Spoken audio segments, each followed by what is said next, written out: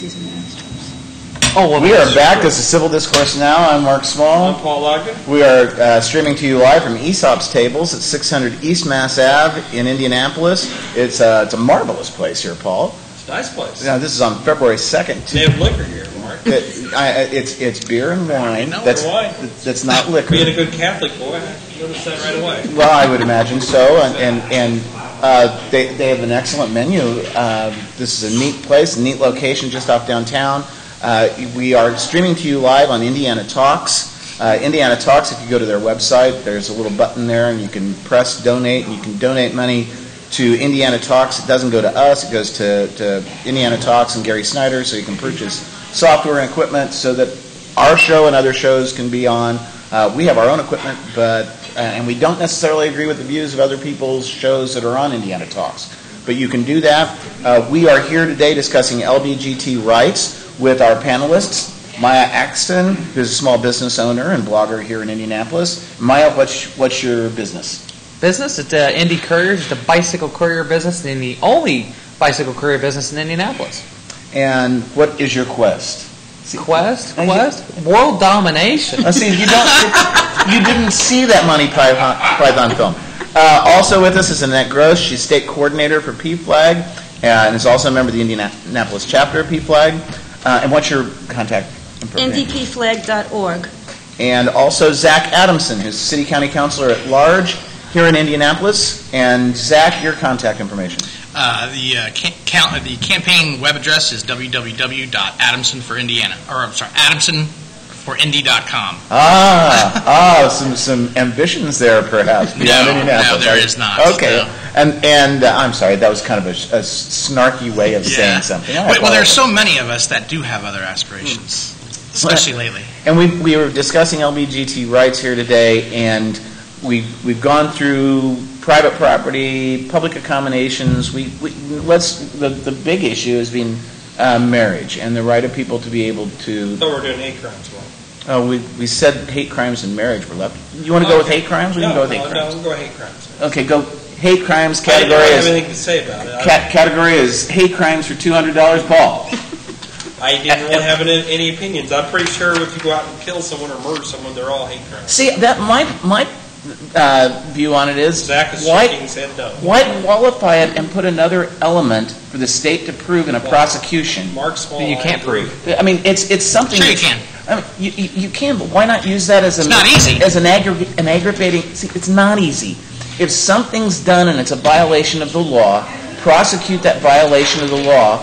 Don't impose upon the state one more element to prove in its prosecution. You should explain what you mean by the aggravating circumstances. Okay, because that goes to sentencing. Yes, it's not an element of the offense. If, for example, somebody. I think it's absolutely an element of the offense. Well, let me explain. Yeah. Let's say somebody robs a bank and they're like a gentleman robber and they hold people at gunpoint, but like pat somebody on the head and give another person back their paycheck as they're going out, and they're caught. Okay, as opposed to somebody goes in and robs a bank, shoots 4 people just out of the sheer meanness, and shoots somebody else in the knee. And they do the same thing as far as the crime. The offense would be a Class A felony robbery because you're doing it with a deadly weapon and or involves bodily injury or death.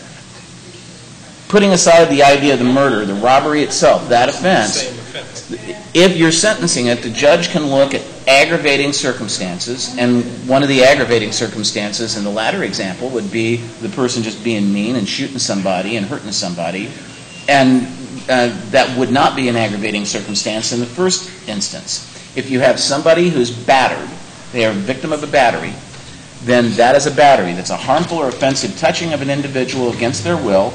If it causes injury, that's a D felony. If it causes serious bodily injury, I think it's a C felony here in Indiana. That's what qualifies it. And then the judge can use as aggravating factors to increase the sentence other such things as, for example, if it's in a category of an offense that would constitute a hate crime. If you make that an element of the offense, I know it sounds like, we should. When you have a hate crime, let's say against a gay person, like when Matthew Shepard was killed, it sends a message to the other people of that group that they can also be targets. And it sends a message. There It are sends a unrelated certain victims message. in that Right. crime who then are emotionally Right.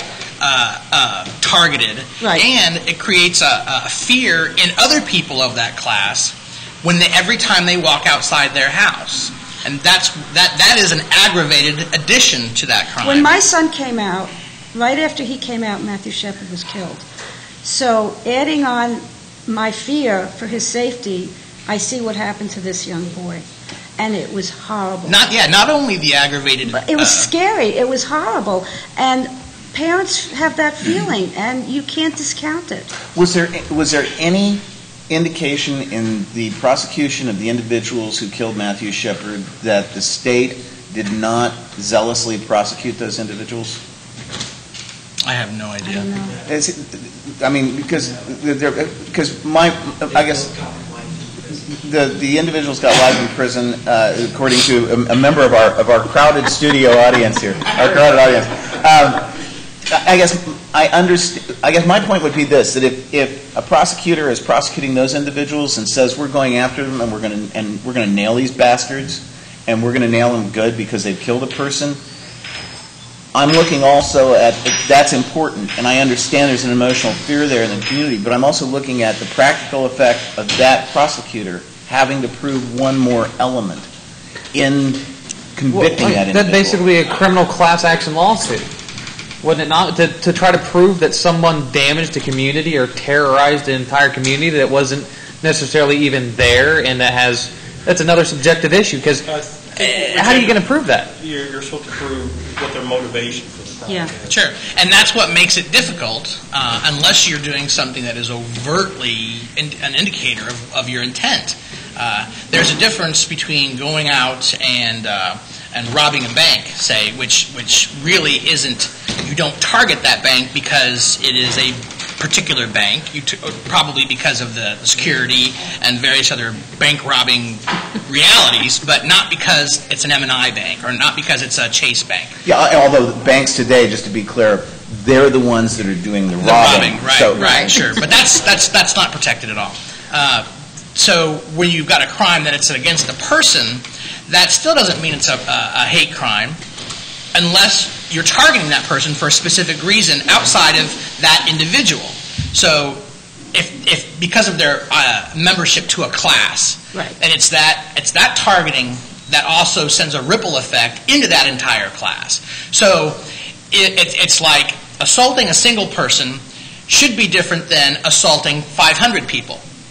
I mean, as far as the crime. So if I take a club and bash somebody in the head, that's one thing. If I bash somebody in the head and bash another person in the head and bash another person in the head, those should carry different crimes. Now, while it's not because there is an effect of that crime on a number of people that are members of the same class, but not just them. Like she was pointing out, it also impacts the parents of every person, the families, who then worries about their kids leaving the house, who then worries about a lot of other things. And I think that creating that additional anguish and fear within people who shouldn't have to feel anguish and fear when they leave their houses.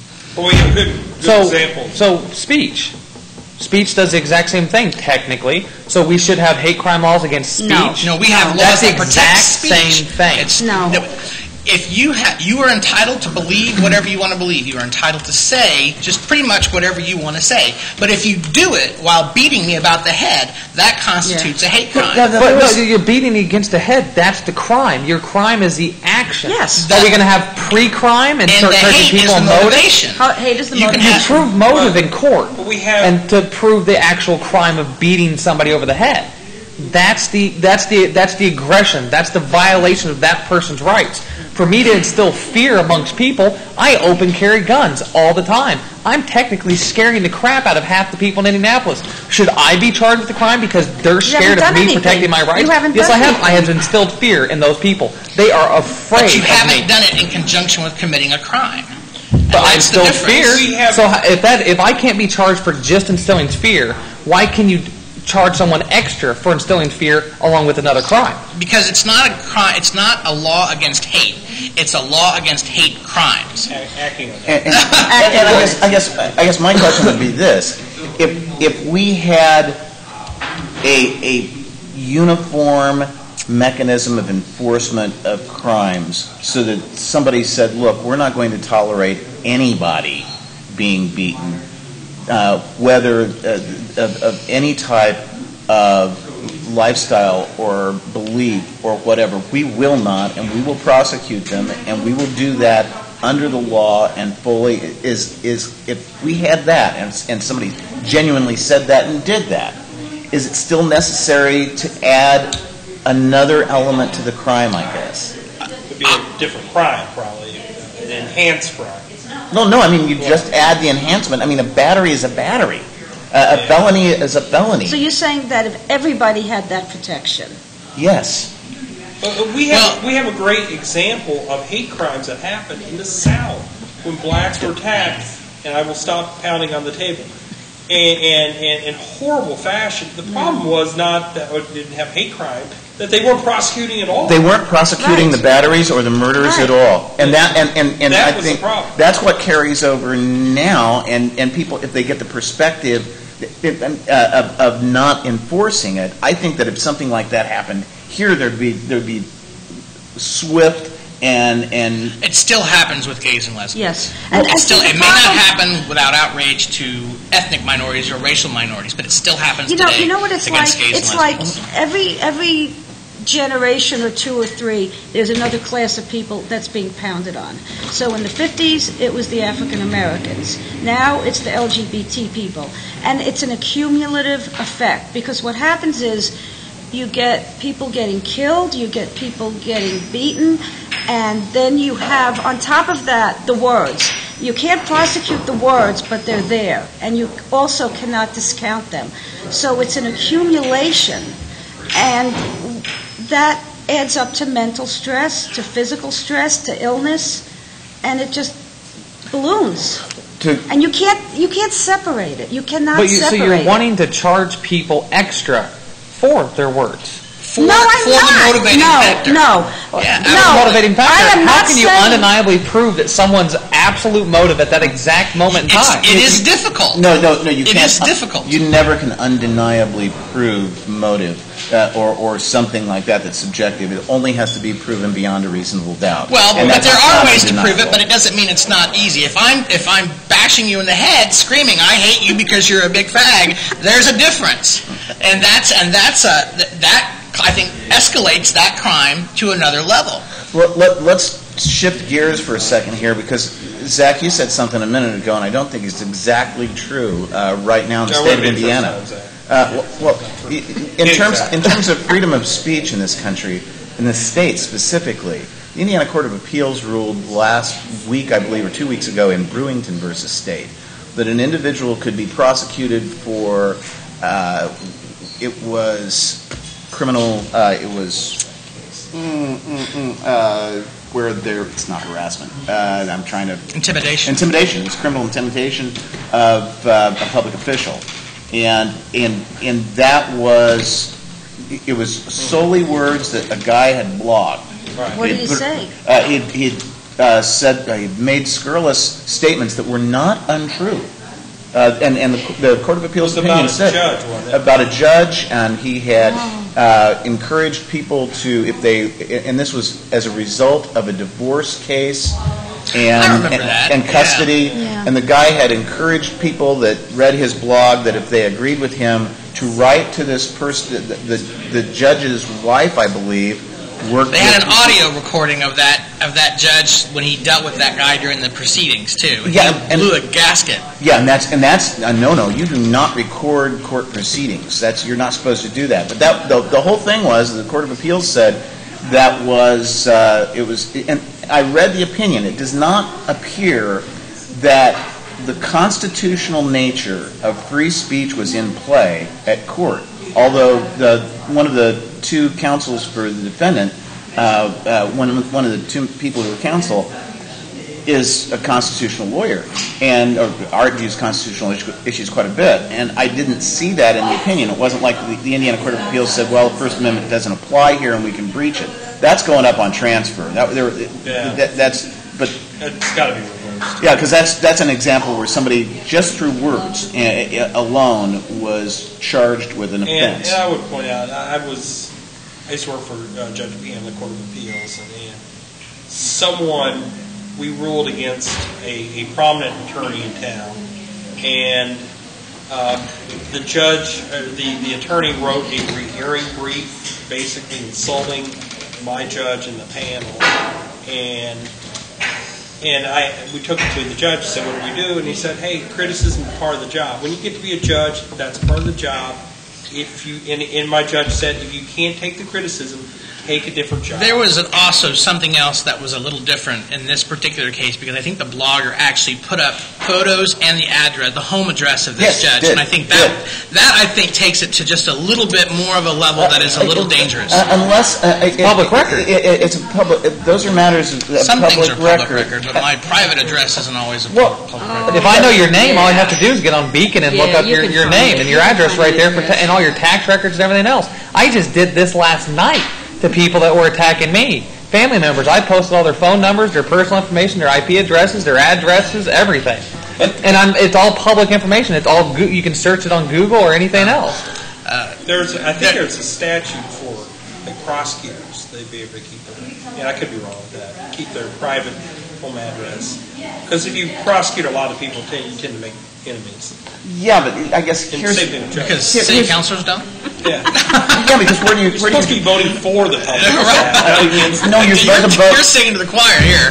Zach, you're supposed to vote for developers. That's especially when they built parking garages. I missed that day in orientation. That was... we're gonna take a break. We'll be right back. This is Civil Discourse Now.